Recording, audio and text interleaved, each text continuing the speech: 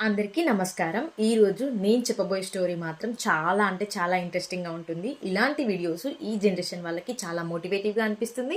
1000 మందిలో ఒక్కరు మారినా చాలు అనే ఉద్దేశంతో నేనైతే ఈ వీడియోను షూట్ చేస్తున్నాను. నా రిక్వెస్ట్ ఏంటంటే మీరు ఈ వీడియో చూసే ముందు ప్లీజ్ ఒక లైక్ కొట్టి చూడండి. మీరు లైక్ చేయడం వల్ల నాకు చాలా మోటివేటివ్గా అనిపిస్తుంది.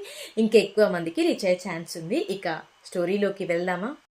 ఏమిటి పెళ్ళాంలా హక్కులు మాట్లాడుతున్నావు? గుర్తుందా, మనం పెళ్లి చేసుకోలేదు అంటూ హేళనగా ఉష వైపు చూస్తూ అడిగాడు గిరిధర్. అవును, మనం పెళ్లి చేసుకోకపోయినా నువ్వు మొగుడు కన్నా తక్కువగా ఏం మాట్లాడట్లేదు. మనం ఏమనుకున్నాం ఉష? ఇద్దరం పెళ్ళనే ఉచ్చులో బిగుసుకొని బాధపడవద్దు. మన రిలేషన్లో ఫ్రీడమ్ ఉండాలి. మనకు ఏ బంధనాలు వద్దనే కదా మనం అనుకుంది. ఇప్పుడు నువ్వు కొత్తగా పిల్లల్ని చూడు అంటూ నన్ను కట్టేయాలని చూస్తున్నావు. అది కుదరని పని. నీకు ఇష్టమైతే కలిసుందాం, లేకపోతే ఎవరి దారి వారు చూసుకుందాం అంటూ విసురుగా తలుపు తీసుకొని బయటకు వెళ్ళిపోయాడు గిరిధర్. కోపం ఉక్రోషం కలిసి నిస్సహాయంగా చూస్తూ చూస్తూ ఉండిపోయింది ఉష. గిరిధర్, ఉష ఇద్దరు సాఫ్ట్వేర్ ఉద్యోగులు.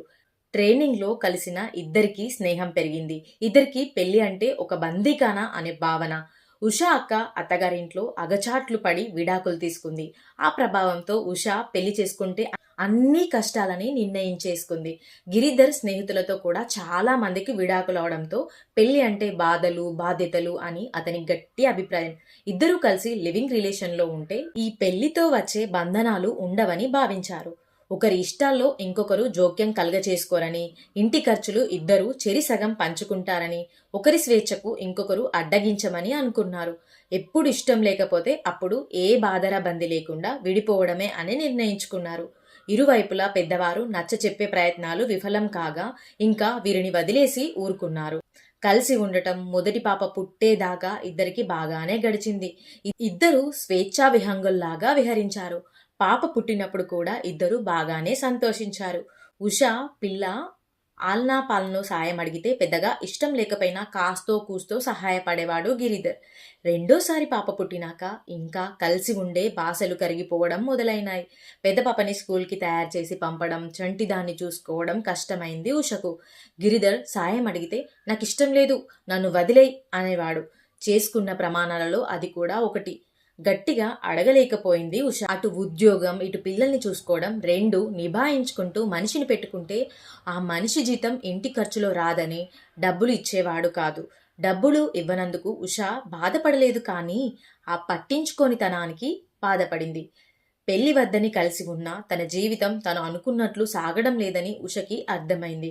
గిరిధర్ మాటలతో గాయపడ్డ ఉషా మనసు విడిపోతేనే తనకు శాంతిగా ఉంటుందా, అలాగా అనుకుంటే పిల్లలకి తండ్రిని దూరం చేసిన దాన్ని అవుతానా అని ఆలోచించసాగింది.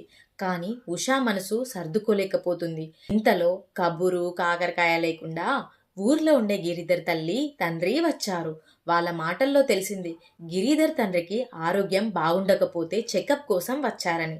అనుభవం గల ఇల్లాలు ఉష గిరిధర్ మధ్య సఖ్యత లేదని గ్రహించింది. సూటిగా సమస్య ఏమిటని గిరిధర్ని అడిగింది. వదిలేయమ్మా, తను చాలా ఎక్కువ ఊహించుకుంటుంది. మొన్ననే చెప్పేశాను, ఇష్టం ఉంటే ఉంటుంది, లేకపోతే లేదు అని చాలా నిర్లక్ష్యంగా సమాధానం చెప్పాడు గిరిధర్. ఏ మాట కా మాట. ఆవిడ వచ్చినాక కాస్త ఉషా ప్రాణానికి హాయిగా ఉంది. వంట ఆవిడ చేస్తుంది. దానికి తోడు పిల్లల్ని కూడా గమనించుకోవడంతో ఉషా కాస్త ఊరట చిక్కడమే కాక ఆఫీస్ పని కూడా కాస్త ప్రశాంతంగా చేసుకోగలుగుతుంది. ఆ రోజు సాయంత్రం ఇద్దరిని హాల్లోకి పిలిచింది గిరిధర్ వాళ్ళమ్మ తాయారు. ఇద్దరికి కాఫీలుచ్చి తాను ఒక గ్లాస్ తెచ్చుకొని కూర్చుంది. చాలా అసహనంగా కూర్చున్నాడు గిరిధర్. మనసులో ఆలోచనలు మెదులుతున్నా కామ్గా కాఫీ తాగుతూ కూర్చుంది ఉష. మెల్లగా అయినా చాలా స్థిరమైన కంఠంతో మొదలుపెట్టింది గిరిధర్ వాళ్ళ అమ్మ. పెద్దదాన్ని, నీకు అమ్మని. అమ్మాయి ఉష, నీకు అత్త వరుస అవుతాను. మీ ఇద్దరు కలిసి ఏదో ఒక మాట అనుకున్నారు, బాగున్నారు. ఇప్పుడు చిన్న సమస్య రాగానే విడిపోదాం అనుకుంటున్నారు.